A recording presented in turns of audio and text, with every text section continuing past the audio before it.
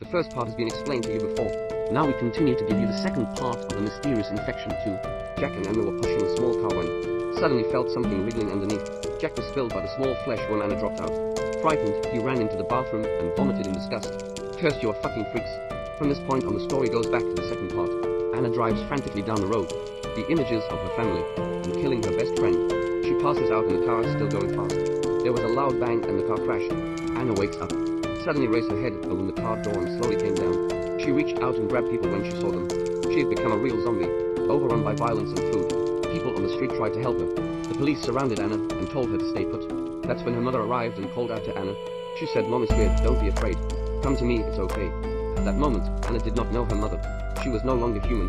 She had mutated into a walking corpse. She jumped on her mother and became a victim. The police also pulled the trigger. On the fourth day, Jack came to the hospital for a full body checkup. He was afraid of being infected by Anna.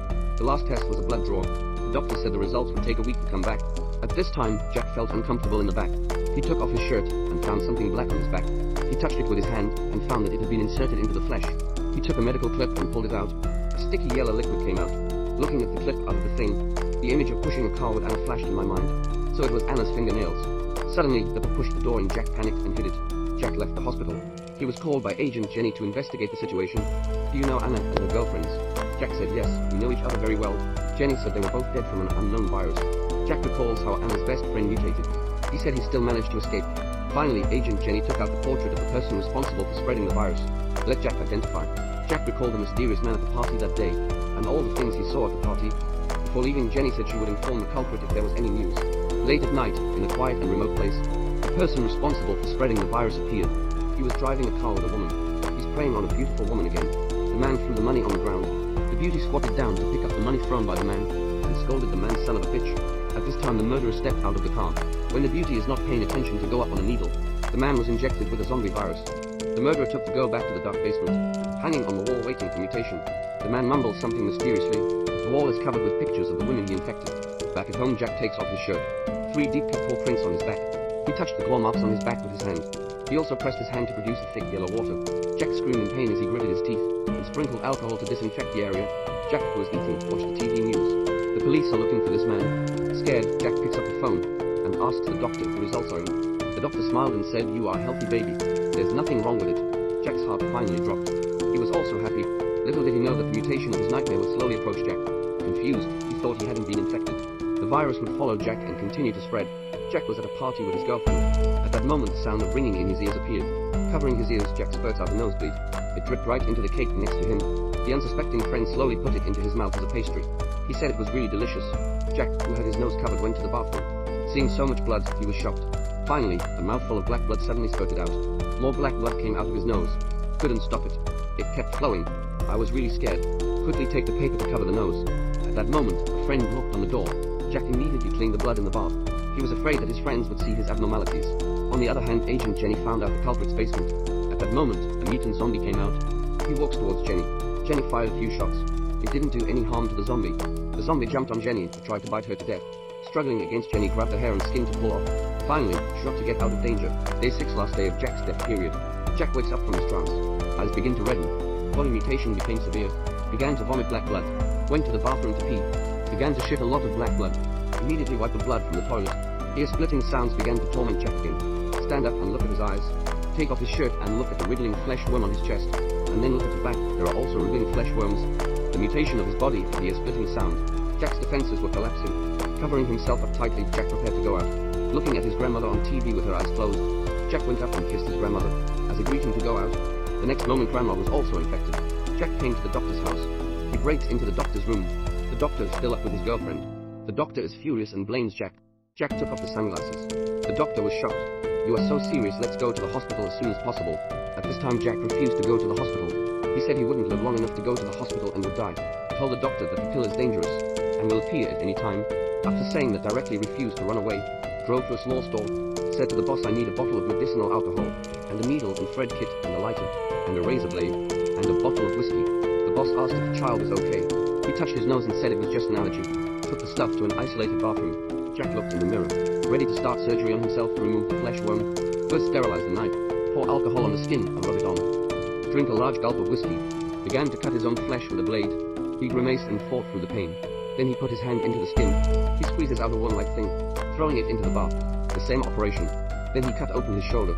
Squeeze out the worm with your hand in pain. Holy crap. Then take out an identical worm with his mouth. And release it, caught you dirty thing. Then the face.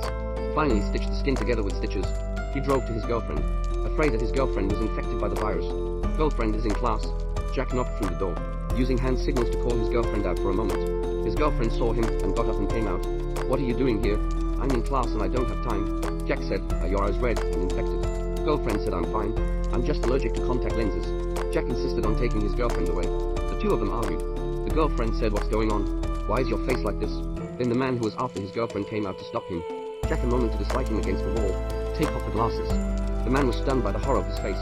Girlfriend went to persuade the fight. Suddenly a mouthful of blood sprayed directly on the man's face. The man was stunned. Jack called his girlfriend to run. What was waiting for them? That's when Jack's grandmother turned into a zombie. One bite off the nose of an agent. Jenny pointed her gun, so don't move. The zombie did not understand. It just snapped a few times. On the other hand, his girlfriend was sewing up Jack's wounds. At that moment, the girlfriend's eyes began to hurt. Looked at the mirror and tried to take out her contact lenses. Girlfriend wanted to take off the contact lenses. How can not take them off? The holder was taken off when she took it down. The girl was terrified and screamed. Jack came running in, held his girlfriend in his arms, and said he was sorry. I'm not the culprit. I must catch the culprit. The two decided to find out the whereabouts of the culprit and start revenge, not to let the culprit harm others. Two people came to the home of Brother Beard, who had attended the party. The bearded man is the middle contact of the culprit. He came in and said he wanted to buy a gun. Brother Beard said, I don't sell this.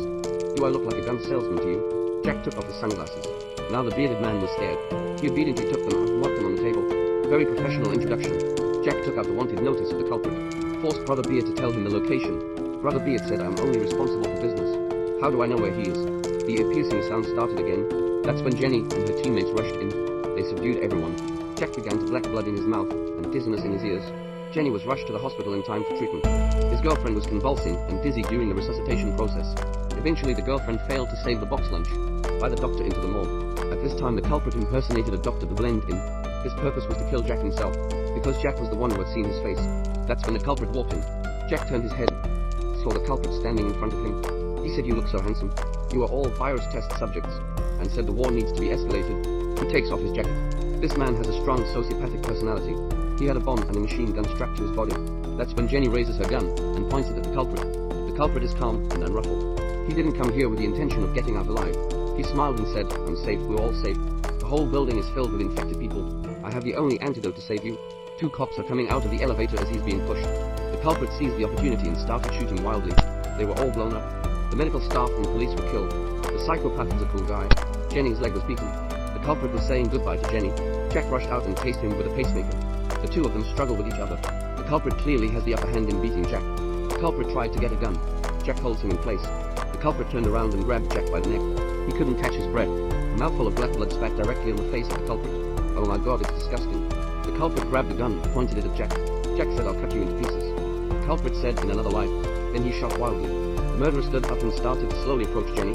Jenny, who was lying on the ground, was terrified and howling, dragging her injured leg. The culprit raised his gun and pointed it at Jenny. Suddenly Jack stood up and bit the culprit to death. Jack has completely mutated into a zombie. The unbearable Jenny pointed her gun at him. Across the room, Jack's mind flashed to images of his family and friends. Jack falls to the ground with a machine gun. The man goes home and turns on the lights. The man comes home and turns on the light to find his wife in a chair mutated into a zombie. There's something struggling. It seems the infection isn't over. The virus is still alive and well. If you like me, please follow me.